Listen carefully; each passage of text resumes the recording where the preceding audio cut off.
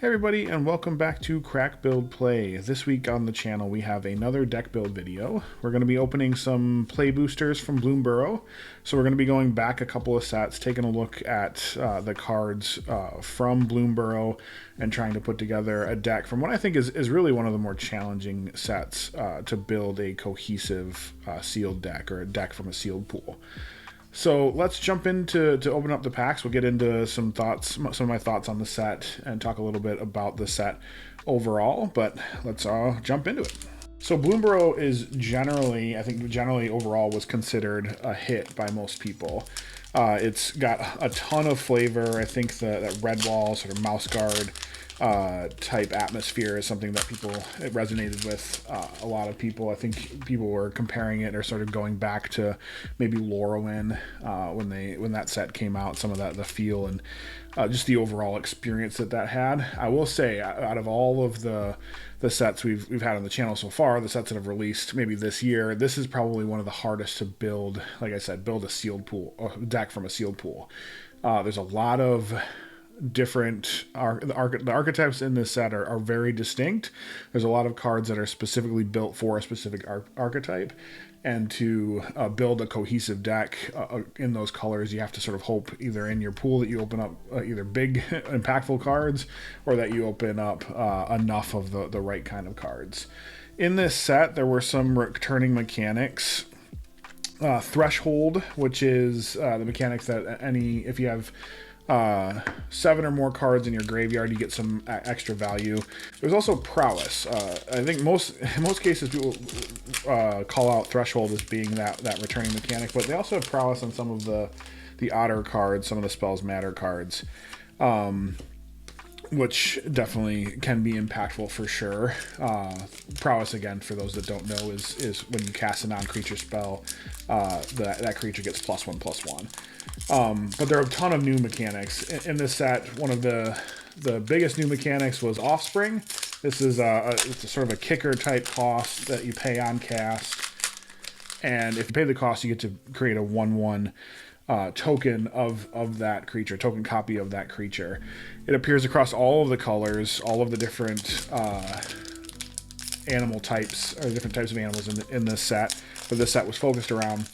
And it was definitely something that made an impact in the sealed environment, but also made an impact in some other environments, or other gameplay types like Commander and Standard and things like that.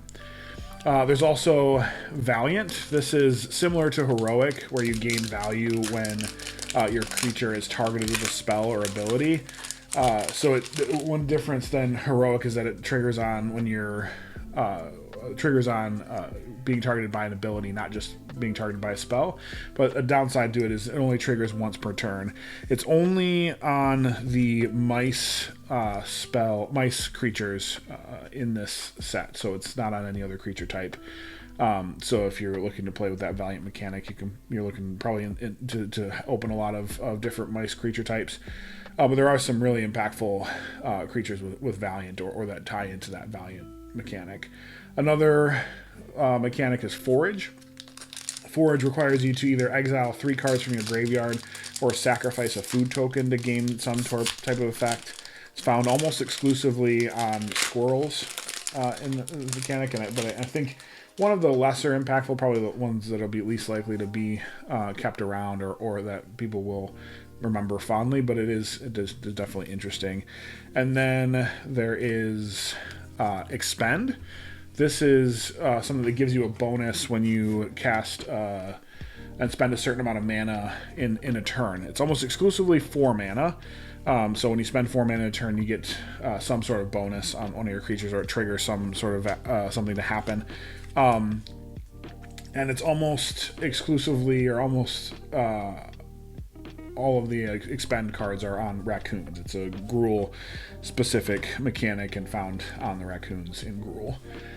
Gift is sort of another kicker-like mechanic. This is something that where you get an additional value by giving your opponent a gift, and gifts can either be tokens, they're typically tokens, but on the rare occasion you can gift your opponent a card. This is found mostly on the interactive spells, so you being like targeting your opponent something or countering their spell and get some additional value by gifting either a card or a token.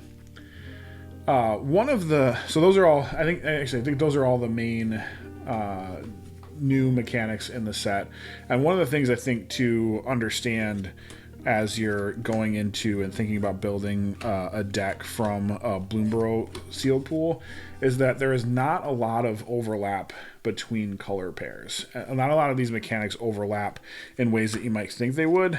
For example, if you think about Threshold, that is a mechanic that typically you might find in black and red and green. That's if you're going to... And it requires you to sort of exile cards from your graveyard, or to have a certain number of cards in your graveyard, sorry. But when you also have Forage in the set that requires you to exile 3 cards from your graveyard or sacrifice that food token, that means that it's a mechanic that shows up in similar colors. It can show up in red and green and black. You sort of have two things that are sort of competing against each other. Threshold wants you to have 7 card types in there, and Forage is trying to get you to remove those or exile those cards. So you would think that maybe one feeds into the other. They're still going to have the idea of getting cards into your graveyard and having sort of that graveyard synergy, but they're sort of actively compete against one another. There's a number of different examples across this set that end up interacting in those ways. I guess the opposite of interaction. There's lack of synergy there between those different types of mechanics. Let's take a look at some of the archetypes and get maybe some more examples or talk about that a little bit more in depth. They're all obviously all 2-color archetypes, the typical guild pairs, but in this case, each of those pairs has been assigned to a particular animal type. So blue-white is birdfolk. That's your typical flyer-based set, or flyer-based archetype. You're looking to put flying creatures into play. But there are also some synergies with, some of the cards have synergies with non-flying creatures, where if you attack with a flying creature or have a flying creature, some of your non-flying creatures get some advantage. I think this is more, one of the ones that's more closely aligned with just sort of your typical normal old school Magic archetype. Blue-black is rat folk, but it also is sort of a graveyard matters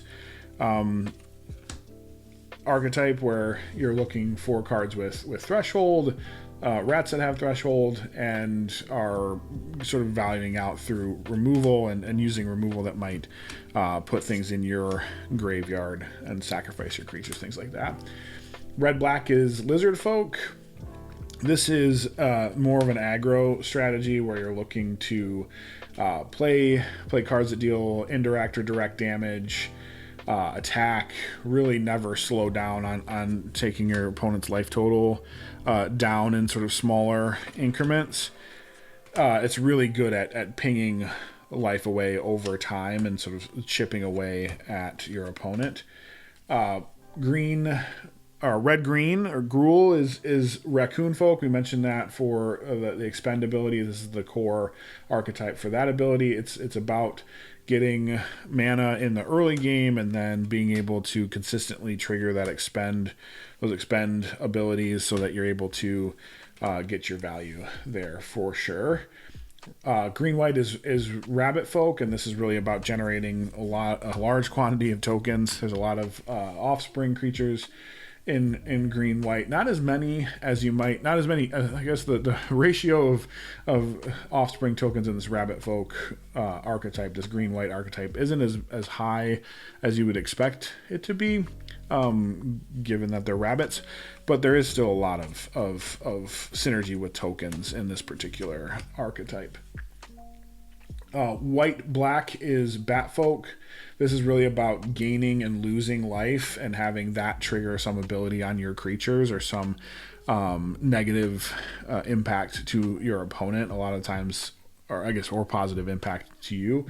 A lot of times it's either when a lot of the cards in black and white that are in this archetype say either if you've gained or lost life this turn, something happens, which can be, obviously, if you're dealing damage to your opponents with lifelink creatures, and or being able to deal yourself some small amount of damage for some larger gain, that's really can be really strong for sure. Blue-red is Otterfolk. This is really about instant sorceries. It's kind of like the typical spells matter, but maybe slightly different. There's some prowess creatures. Some of the otters have prowess. But there's a lot of efficient spells, both on the pump side and on the removal side, that you can use to sort of clear out blockers, pump your creatures that have prowess, and get in for damage.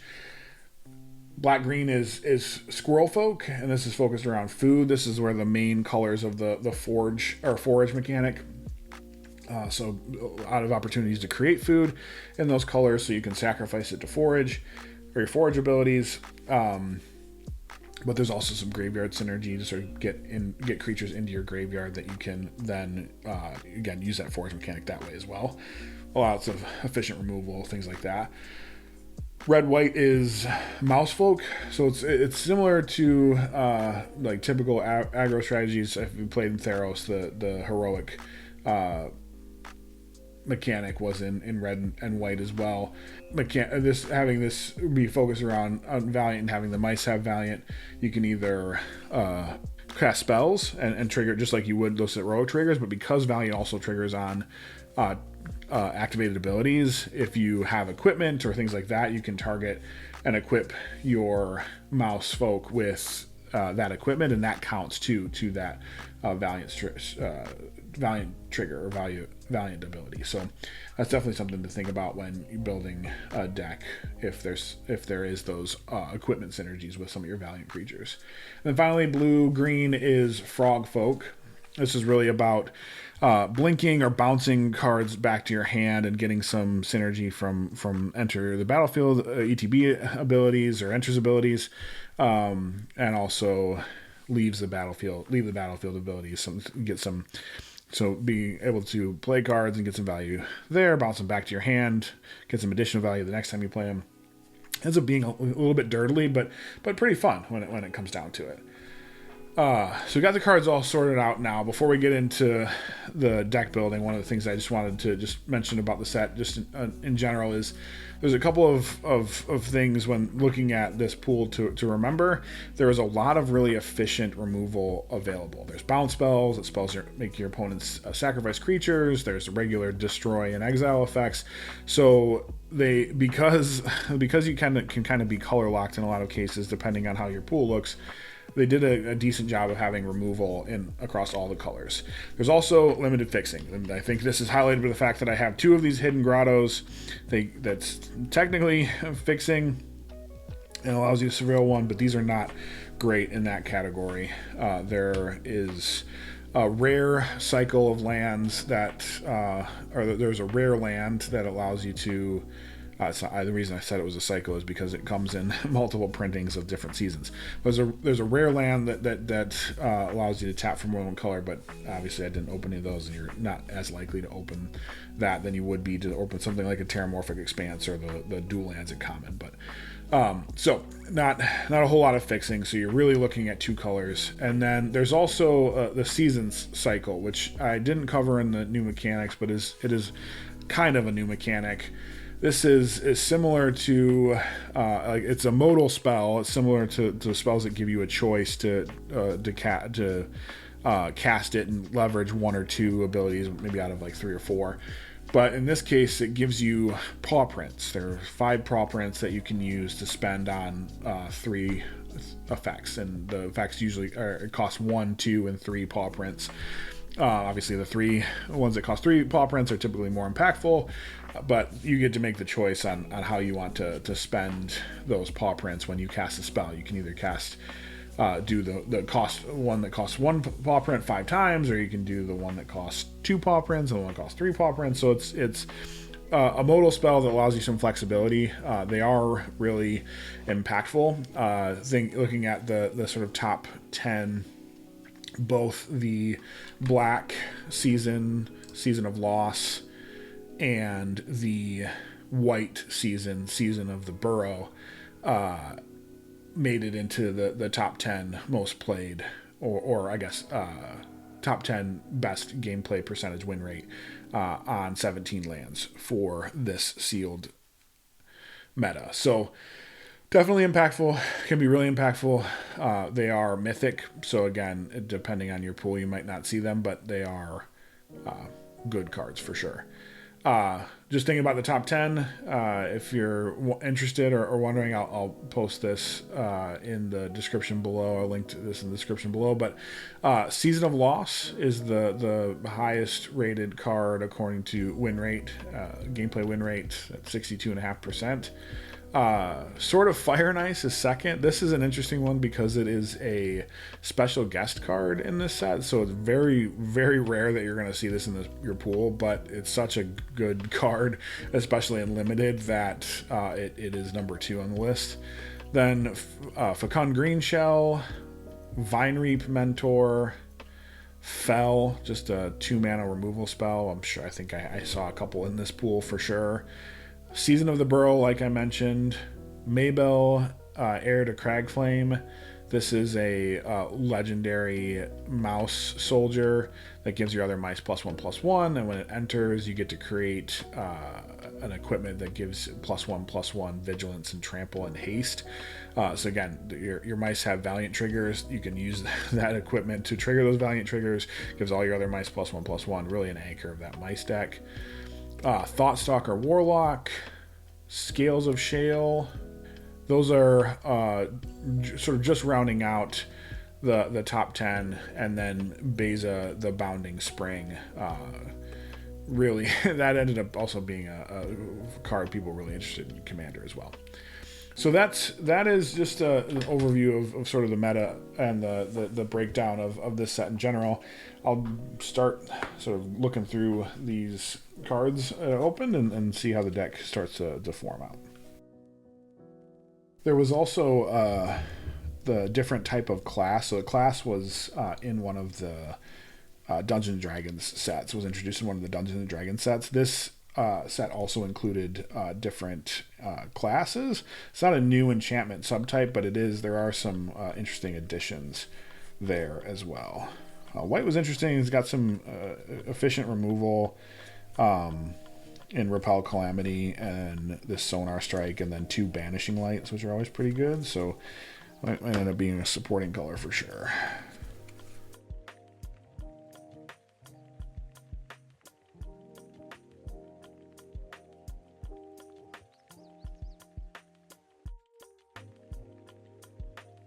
All right. At first glance, there is a deck I probably should make and a deck I kind of want to make. So the deck I kind of want to make is really sort of takes advantage of casting a lot of instants and sorceries, but also doing sort of the ETB thing. So I did open a Ral Crackling Wit. It says, and Ral is a pretty good card, but it says whenever you cast a non-creature spell, put a loyalty counter on it. And then you can +1 loyalty, you create a 1/1 blue and red otter creature token with prowess. -3, you draw 3 cards and discard 2 cards. -10, draw 3 cards, and you get an emblem with instant sorcery spells you have cast at Storm. So I don't necessarily think the ultimate there is important, but I think the fact that I'm thinking about casting a bunch of non-creature spells is relevant. The question is, I have some interesting cards that do things when they enter. I have some interesting cards that allow me to bounce cards, but it also doesn't allow me to play some of the more efficient maybe removal that I have. So I'm gonna start with this idea that I want to do first. I'm gonna lay it out here.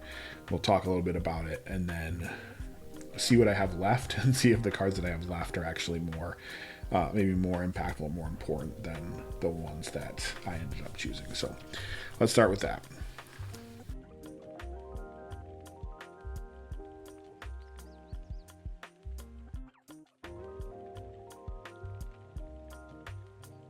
So after looking at this, see this I'll show you what I was thinking. So I have a ton of 1 and 2 mana non-creature spells. I also have a bunch of 5 and 6 mana non-creature spells, but a lot of these would do a lot to sort of trigger. Prowess abilities would do a lot to trigger, and a lot of them are pump spells or removal spells, so they do something when I attack. The other thing I have is a lot of opportunities to sort of return creatures to my hand. So I did open this Mist Breath Elder, which I really like. And then I also opened this Bellowing Crier. So when it enters, draw a card, then discard a card. And 2 Pawn Prophets that'll both say when it enters, draw a card. So I think those are cards that obviously want to come in and enter multiple times.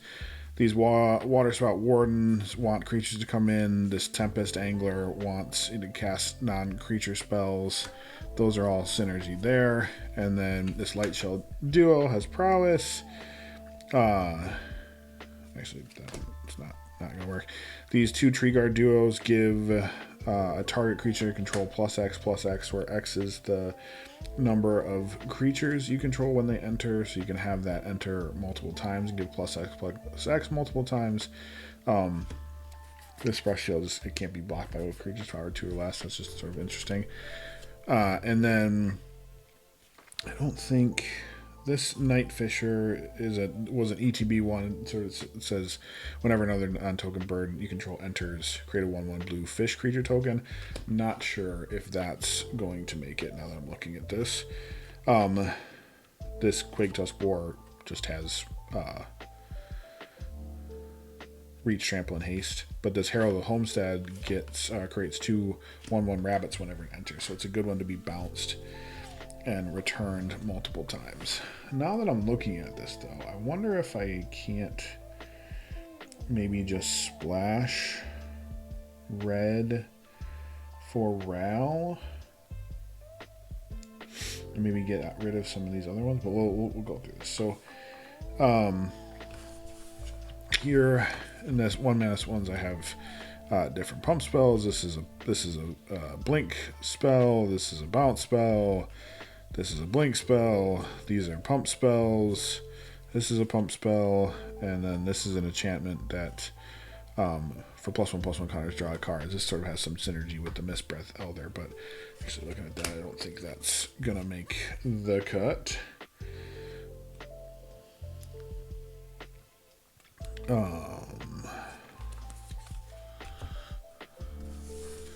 Then in 2 mana, I have Runaway Together, which is good because if I want my creatures to be bounced, I can bounce mine and one of theirs for 2 mana. This is a counter spell. For creature spells, this is synergy with sort of casting non-creature spells. This is just removal. I think this is Innkeeper's Talent is it's a good card. Being able to put +1/+1 counters, but again, I don't necessarily know if that's going to fit what this deck wants to be able to do. So we'll take that out of there. I said there isn't a lot of there's not a lot of fixing here, so having 3 colors I think is going to be a little dangerous. My curve is also a little weird in that I don't have a ton of creatures, but I think again, I think this one would be fun because it sort of allows you to cast a lot of spells. I also opened this Festival of Embers, which allows me to recast a lot of those instant sorceries from my graveyard. This card is definitely a trap. I don't think that card's very good, but it would be fun for sure.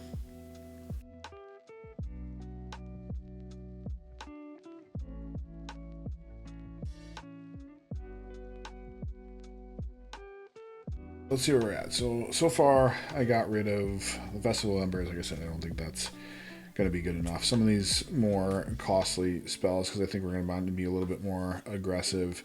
Let's take out the trash. I might think about that one. I'm going to put on top. Same with this Long Reverse Pull.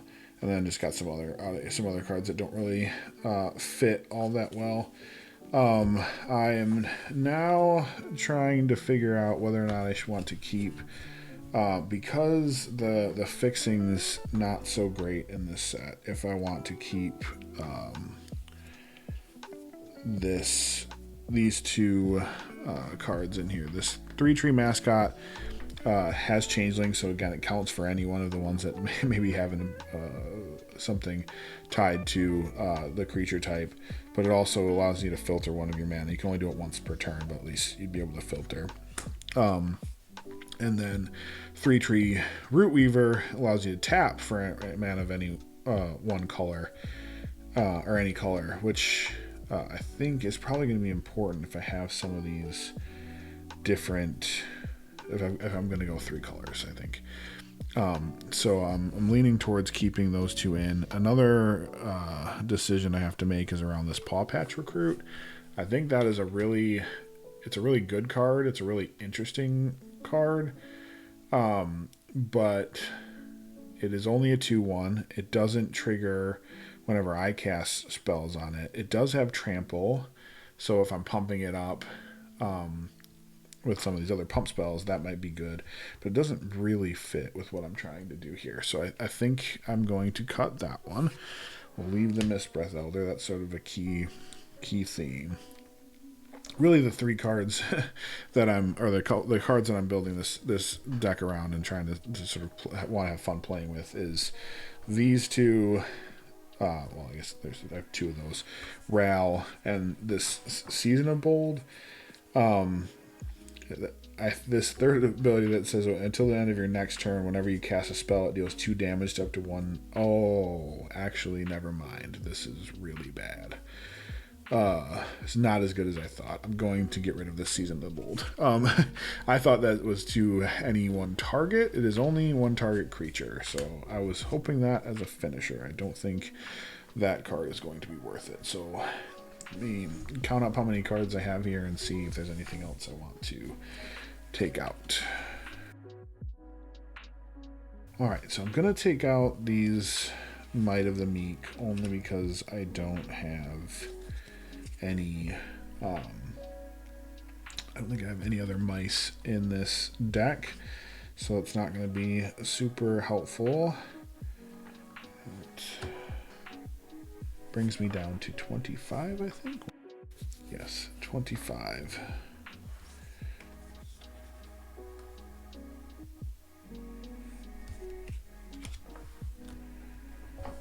Is this boar? Yes, I'm gonna keep the boar. I like the boar.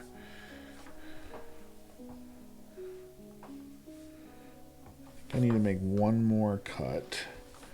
Let's take another look at these here.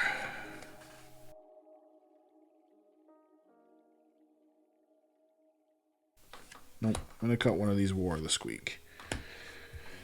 So that brings me to 1, 2, 3, 4, 5, 6, 7, 8, 9, 10, 11, 12, 13, 14, 15, 16, 17, 18, 19, 20, 21, 22, 23, 24.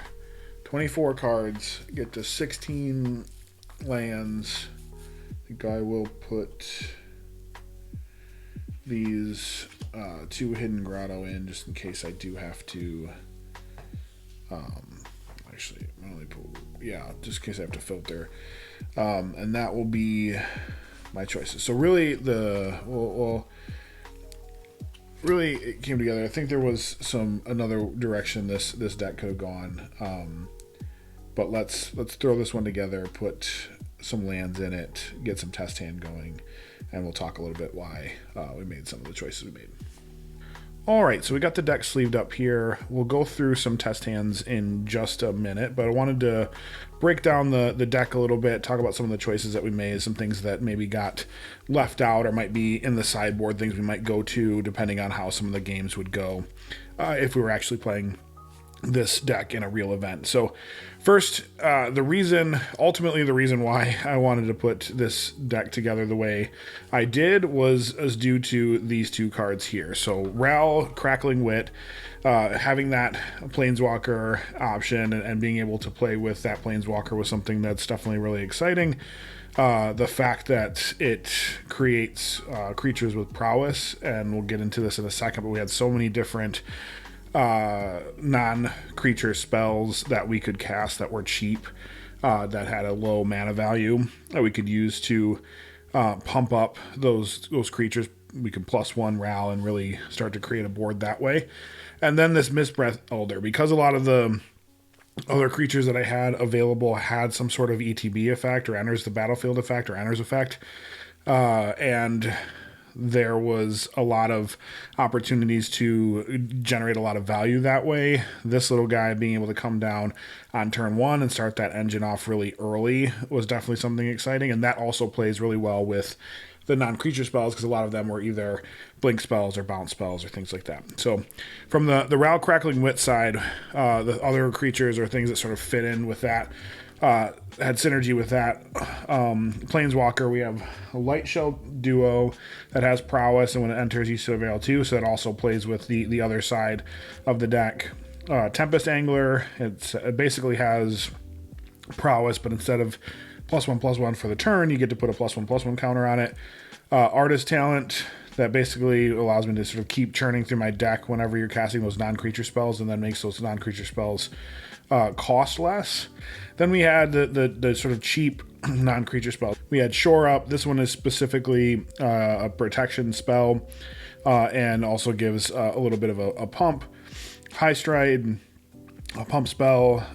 Sazakep's Brew, this is a draw spell and a pump spell. War Squeak, an enchantment that pumps, but also a non-creature. And then Quick Tusk Boar, this is just a big, beefy creature that has reach, trample, and haste. Good thing to play later in the game to sort of get damage in or win the game, hopefully, at that point. On the Mistbreath Elder side, had 2 Pawn Prophets. Those are going to come down onto your turn 2 and draw us a card. Bellowing Crier, another one that comes down, draws us a card. We do have to discard with that one. Waterspout Warden, we got 2 of those. This, when a creature enters, Waterspout Warden gains flying, so it gets to turn him into a flyer to get some damage in. Tree Guard Duo, we have 2 of those as well. Again, these have as an ETB ability that when it enters until end of turn, target creature you control gains vigilance and gets +X/+X, where X is the number of creatures you control. So hopefully we can trigger that multiple times on a turn by blinking. Head of the Homestead creates 2 1/1 rabbit tokens on enters, and then we have some cheap bounce and pump spell, or bounce and blink spells. Run Away Together, Into the Floodmaw, and 2 splash portals. So really sort of 2 halves of the synergy there that really have some overlap and play well together. Rounding out the deck, we've got 3-tree Root Weaver for some ramp and mana fixing, 3-tree Mascot for some mana fixing, and then 2 Hidden Grottos to help mana fix as well. Then we've got mountains, islands, and forests. Playing 3 colors is a little bit scary, but we really only ended up splashing a little bit of red, so it's mostly blue-green with a little bit of red to help cast Ral and some of the other pump spells. But I think with the fixing that we do have, the ramp that we do have, I think we should be able to play those mostly on curve. When we look at what could have gone into the deck, it's just really a bunch of pump spells. There's some more red pump spells that I think, another War Squeak, some Might of the Meek, and then that could have probably gone into the deck. Season of the Bold, I thought might be an interesting finisher, but until I read that until the end of the turn, this third 3 Paw Print one only deals damage to creatures. Paw Print Recruit I was going to put in there just because it has trample, and there would be some +1/+1 synergy, and it has some other cards that had +1/+1 or counter synergy in it, but ended up taking those out, so this one got removed. Might be good as a finisher if we need something to get, if we find that we're not getting enough damage through in the first couple of games. Long River's Pull, if I feel like there's something I need to counter, the creature that I need to be dealt with, this is something that might get put back in the deck. And then Take Out the Trash it could be another removal spell. Calamitous Tide is a bounce spell that bounces 2 creatures and let you draw cards, and then Conduit of Electricity is damage to creatures. It just ended up being a little bit overcosted for what I was trying to do with the other removal that I had. Festival of Embers was another one that I thought about including as just a way to sort of have one big turn where you can play. You've played all these spells over the course of the turn, then they're all in your graveyard. You can play them all again as sort of a finish. I think it was. I think it's a little bit risky to do that, but would be interesting to maybe throw it in one game to see how it works. If we would have wanted to go a slightly different direction, after looking through the deck, I think there was a black-white, maybe life gain focused shell that we could have built out of some of these cards. I think instead of going through this in detail, what I'm going to do is actually I'll post something specifically about what an alternative to this particular sealed pool. And then the rest of the cards we had here were just things that I just didn't feel like they fit. There was some +1/+1 synergy stuff in here. A bird that, if you play other birds, we didn't really have any other birds, does something. And just some stuff that just didn't really end up fitting. There wasn't enough support for some of the forage cards or even some of the Valiant cards that we wanted to include in here. Enough for us to maybe splash into white or something like that instead of blue and green and red. So that's the deck. I'll shuffle it up real quick and we can play out some test hands. All right, so we got the deck all shuffled up here. Let's go ahead and draw some test hands. What I'm really hoping to see from this deck is sort of the ability to just a dirtle early and then have a turn where I can get maybe some of those prowess creatures out and then start playing all the bounce and pump spells all on one turn to deal sort of a lethal amount of damage all at once. I'm expecting the first couple of turns to be more about playing some of those ETB creatures, figuring out when and where to bounce them back to my hand or to blink them to get some more value, draw cards hopefully, and then fill my hand with something that I can use to win the game to the mid and late game. It's going to be a little bit slower than some other decks. It's not super aggro, but hopefully to be able to generate enough value. So let's draw our hand.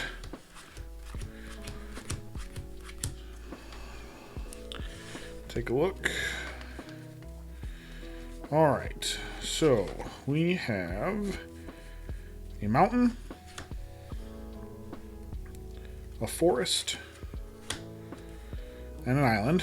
So perfect mana. Love to see that. Then we have a Pond Prophet, a Waterspout Warden, a Quake Tusk Boar, and a War Squeak. I think this is going to be a keep for sure.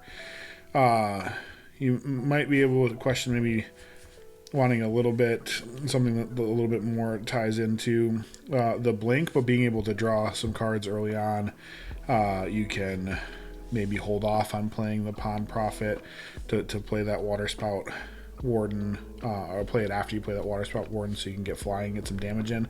You got choices, definitely have some things to do on turn 2, 3. Let's see what we would have drawn. Another Waterspout Warden is perfect. Triggers the other one. Artist Talent, that starts getting into our synergy there, and then that Ral Crackling Wit. Definitely a good start. No more lands. That's a little bit unfortunate, but luckily everything in our hand except for the Ral costs 3 mana, and then eventually we get to a Hidden Grotto. So I think perfect. That's probably a perfectly good starting hand, especially in sealed. Shuffle up and we'll do another hand. All right, let's get into hand 2.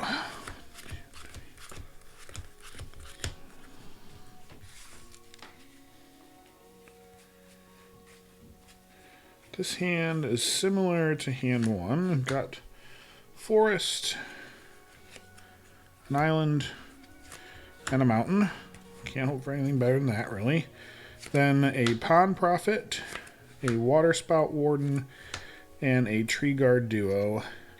And then non-creature spells, we have a High Stride. Again, I think this is a great hand to keep. You got things to do all the way from turn 2 to turn 4 if you draw another land. Let's look at what our draws would be. Ral wouldn't complain about that. Another Waterspout Warden, a War Squeak. So now we're getting to the part where definitely would have things to do up through turn 3. At turn 4, drawing that land would be super helpful. Again, I can't complain about that hand either. Let's shuffle up one more time. We'll do one more hand, and then we'll talk about the deck overall. All right, so let's do one more hand here.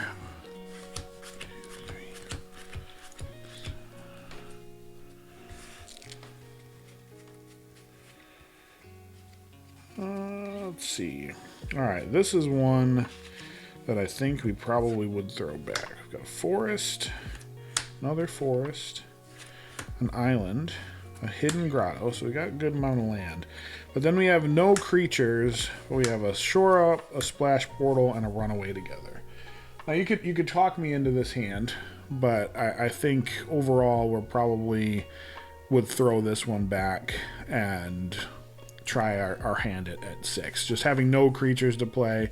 We do have things to do on turn 1 and turn 2, but I think this hand would be difficult to keep for sure. All right, let's see what would be our 6 for this hand.